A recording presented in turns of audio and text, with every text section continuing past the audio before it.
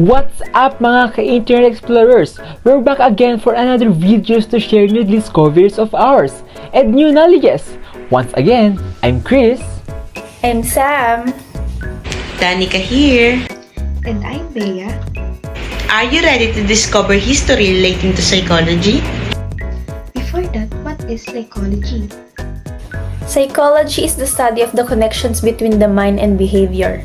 It seeks to provide answers to the questions such as, why do people behave the way they do? What makes people happy or unhappy? What are the connections between the mind and the brain? Today, we will share some discoveries and inventions in psychology. Let's go!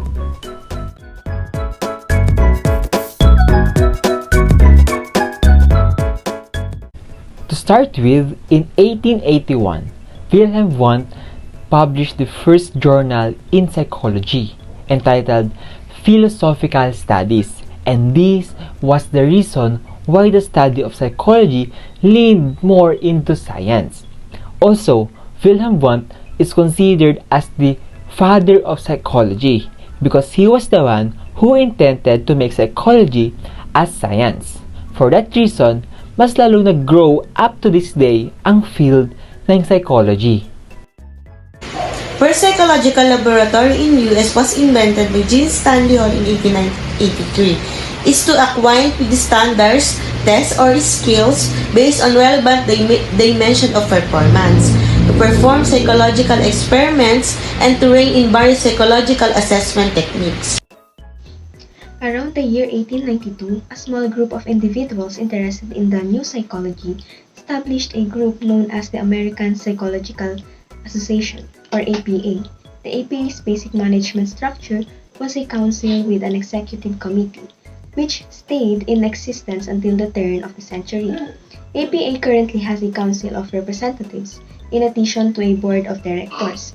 G. Stanley Hall was the organization's first chosen president. In December 1892, the first conference was held in the University of Pennsylvania. Its purpose was to use advancements in many fields and applications of psychological studies to enhance lives and benefit society. In 1896, Leitner Whitmer established the world's first psychological clinic. There, he developed new approaches for the assessment, treatment, and education of children. He trained the first generation of clinical psychology PhD students that led to the development of the related fields of speech pathology, vocational counseling, and school psychology. In 1905, there was the first IQ test that was made by Alfred Binet and Theodore Simon. Using standardized tests, Alfred and Theodore developed a scale of general intelligence on the basis of mental age. Later researchers refined this work into the concept of intelligence quotient or IQ, mental age over physical age, kung kaya't hanggang ngayon ay ginagamit pa rin ito para mas matulungan ang mga bata para sa pag-implement ng mga suitable educational program for them.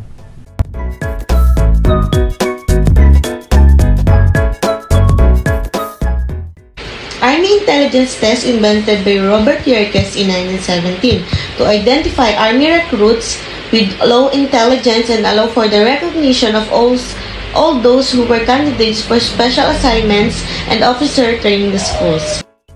Swiss psychiatrist Hermann Rorschach devises a personality test based on patients' interpretation of ink blots.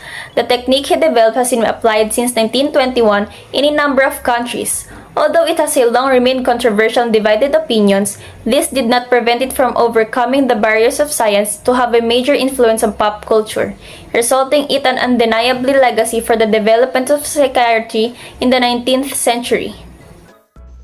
A device that monitors the factors influencing the human brain was created in 1929.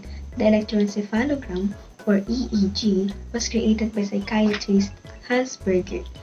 This innovation is extremely beneficial in the fields of neuroscience and psychiatry, since its primary function is to recognize and assess epileptic seizures, enabling physicians in diagnosing the kind of epilepsy, what may be causing it, and how to best treat it. In 1938, an Italian psychiatrist and neuropathologist, Ugo Cerletti, and his associates treated human patients with electrical shocks to alleviate schizophrenia and psychosis, ECT, or also known as electroconvulsive therapy. While controversial, is proven effective in some cases and is still in use in today's time. The American Psychological Association publishes the first edition of Ethical Standards of Psychologists. The document undergoes continuous review and is now known as APA's Ethical Principle of Psychologists and Code of Conduct.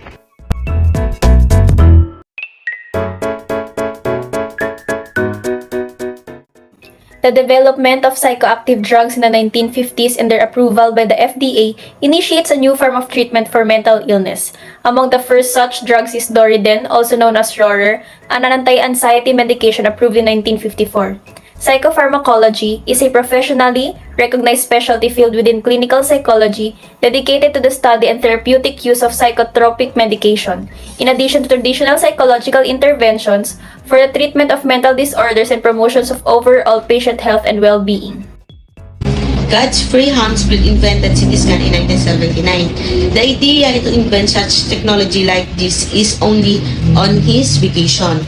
At all the time, all he wanted was to reconstruct a 3D picture, but he is not intended to achieve like a technology like this, like CT scan. In 1973, the MRI or magnetic resonance imaging was first demonstrated.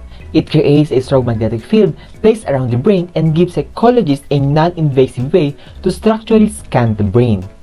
This is a technological tool still utilized today and greatly influenced the field of psychological knowledge of the brain.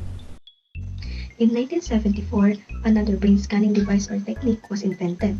It is a nuclear medicine method that examines the metabolic activity of bodily tissue cells, which they call the positron emission tomography or PET, that was invented by Edward Hoffman.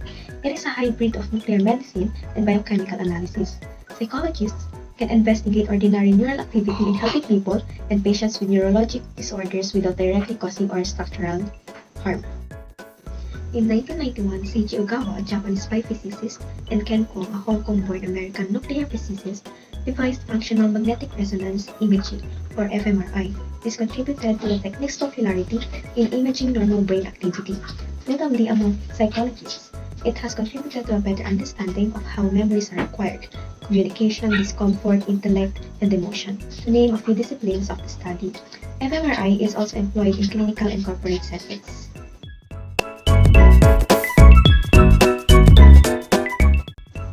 I hope you learned something today, guys. See you next time. Bye! Until next time mga ka-Internet Explorer! Bye! See you again next time! Bye! Peace out!